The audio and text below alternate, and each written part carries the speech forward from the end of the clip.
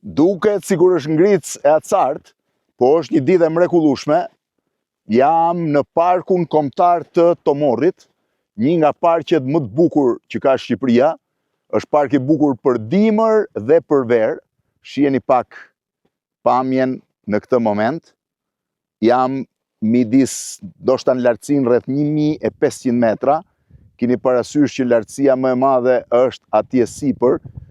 Njihet maja më e lartë, njihet Çuka Partizane, e cila është rreth 2416 metra, ndërsa këtu është maja e Teqes ose e Tyrbes së Abaz Aliut, një nga pjesët më të bukura të majës Tomorrit. Nga maja Tomorrit ti mund të shohësh në ditë të kthjellta jugun e Italisë, Greqinë dhe pjesën e thellë të Korçës dhe zonave tjera të Shqipërisë, madje edhe që këtu i sheh.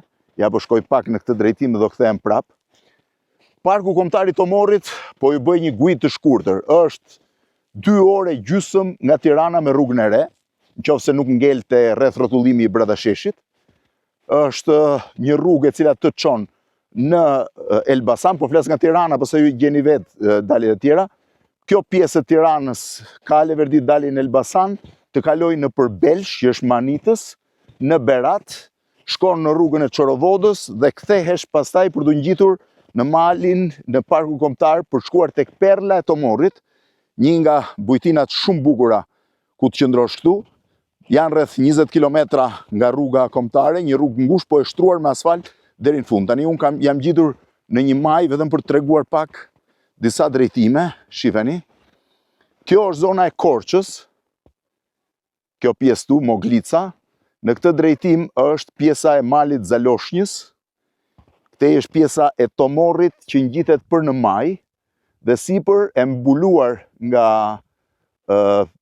ret është Teqeja, Tyrbja e Abaz Aliut. Unë do ngjitem dhe në atë pjesën sipër atje, t'ju tregoj pak pamjen. Ndërsa këtej shkojmë në kufit me Gramshin. Dita është spektakolare sot, është fantastike. Parku kombëtar i Tomorrit është shpallur park kombëtar në vitin 2014, ka rreth 24-25.000 hektar. Është fantastike sepse është mali, ka lëndina alpine dhe pyje deri në 1800 metra lartësi. Shifini këtu ku janë, në këtë drejtim. Është një nga parqet që është i famshëm për kafshët e egra. Në parkun e Tomorrit mund gjesh me shumicë ari, ujq, do ngjidhem pak, po ka raste që shumë e thellë, ja, u zhyta në borë. Ujq, kafshë të tjera të egra, po sidomos arit dhe ujqit janë shumë prezent. Thonë që këtu mësova një gjë shumë të rrallë, që ujqit po nuk gjetën rrugën e daljes, nuk e sulmojnë prenë e tyre, ndërkohë që kur ka shumë borë dhe nuk kanë mundësi të gjuajnë, i turren pasaj çfarë ju del përpara. Ari ka disa, madje poshtë tek Perla Tomorrit ka pasur edhe 2 arit vegjël që i rrisnin vetë. Shiheni tani se si është bardhësia e borës. Vihet thash me makinë deri këtu. Është pjesë shumë kollajshme për të mbritur. Është i famshëm për ritualin e po sa shkoi bora. Shifeni sa shkoi bora tash. Deri në gjuhë. Është i famshëm për ritualin e 20 deri 25 gushit. Wow, hyra komplet. Gjela brenda. Dal një para se sa qira një thellësiqës. Këtë se kisha menduar që do bia në borë. Shive sa ishte thellësia. Brenda. Që të ngeleshe me gjithse jam. 20 deri 25 gusht është rituali i Abaz Aliut. Vinë nga gjitha zonat e Shqipërisë, ngjiten në Teqen e Kulmakut që është këtu, dhe më pas sipër në majën e Tyrbes së Abaz Aliut. Shumica është një ditë respekti për Abaz Aliun. Është mal i shenjtë për Bektashin. Është mal i shenjtë për Bektashin se sipas legjendës, në 680-ën, kur Abaz Aliu u vra në betejën e Qerbelas, mbasi u pren krahët dhe u vra dhe mbante flamurin me dhëmb, ai fluturoi dhe u vendos në majën e Tomorrit ku është varrosur. Nuk e di sa e vërtet është, por kjo është një legjend e cila është shumë popullore, jo vetëm Shqipëri, po dhe jashtë. Ka shumë të huaj të shit, të cilët vinë për ta vizituar, duke konsideruar një vend të shenjtë të besimit tyre. Sa e lartë që nga kjo këtu, duke si thjesht, po nuk më gjitesh dot.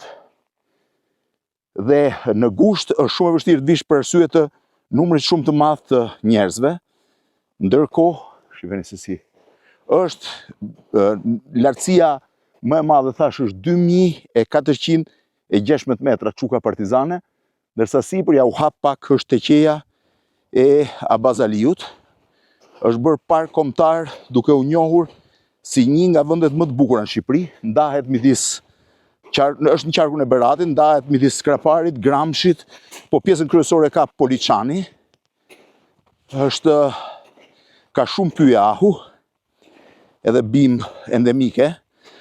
Ka shumë poshtu, është parë disa herë shqiponja e malit dhe skifterët, që janë shumë të çuditshëm të janë të rrallë në këto zona, po janë parë.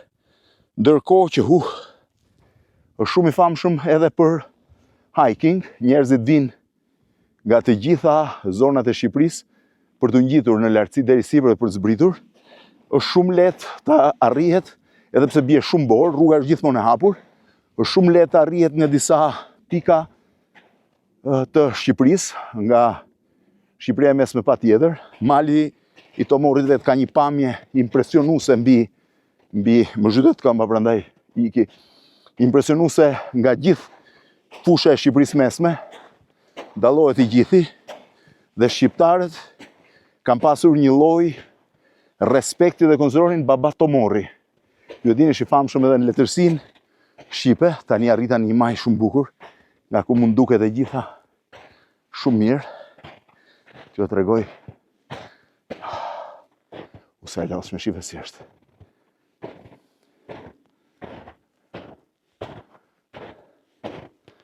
Ja dhe pjesa tjetër, i bje që këtë rrugë ta bëjnë zbritje me vrap.